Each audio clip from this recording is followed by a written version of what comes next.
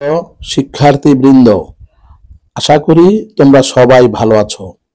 আজকের আলোচনা ষষ্ঠ শ্রেণী, বিষয় গণিত, শিরোনাম ভগ্নাংশের খেলা। প্রশ্ন নং 11। এক বাক্স আইসক্রিম তৈরিতে 7/2 লিটার দুধ প্রয়োজন হয়। এরূপ 3 বাক্স আইসক্রিম তৈরি করতে কত লিটার দুধ লাগবে? তাহলে প্রশ্নে দেওয়া তথ্য অনুসারে গাণিতিক বাক্যটির সংখ্যা রেখায় নিম্নরূপ হবে। লক্ষ্য করো, চিত্রে 2টি সংখ্যা রেখা ব্যবহার করা হয়েছে।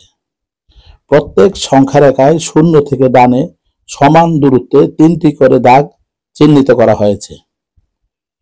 নিচের সংখ্যা রেখাটিতে শূন্য থেকে ডানে প্রথম দাগে 1 বাক্স, দ্বিতীয় দাগে 2 বাক্স, তৃতীয় দাগে 3 বাক্স চিহ্নিত। উপরের সংখ্যা রেখাটিতে শূন্য থেকে সমান দূরে প্রথম দাগে 7/2 লিটার চিহ্নিত। তৃতীয় দাগে কত লিটার হবে তা নির্ণয় করতে হবে।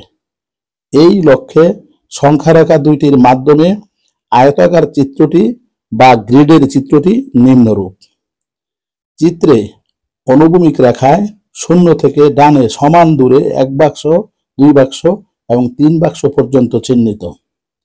আবার চিত্রটিতে 3টি কলাম রয়েছে, যেখানে প্রথম কলামে 7টি সারি বিদ্যমান।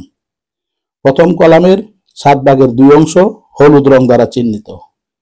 অনুরূপে দ্বিতীয় এবং তৃতীয় কলামে 7/2 অংশের সমান হলুদ রং দ্বারা চিহ্নিত। এখন আমরা প্রথম কলাম থেকে পাই 1 বাক্স আইসক্রিম তৈরিতে দুধের দরকার 7/2 লিটার।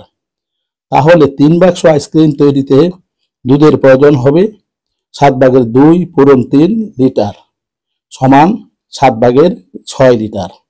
তাহলে আমরা বলতে পারি 3 বাক্স আইসক্রিম তৈরি করতে দুধের প্রয়োজন হবে 7/6 লিটার।